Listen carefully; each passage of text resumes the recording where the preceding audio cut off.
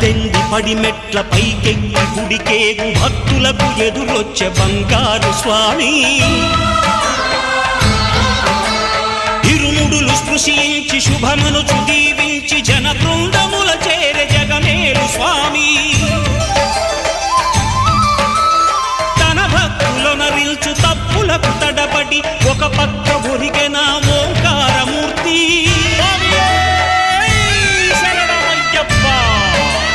స్వాములందరూ తనకు సాయము కాగా ధీమంతుడై లేచే ఆ కన్య స్వామి పట్టబంధము వీడి భక్తతతికై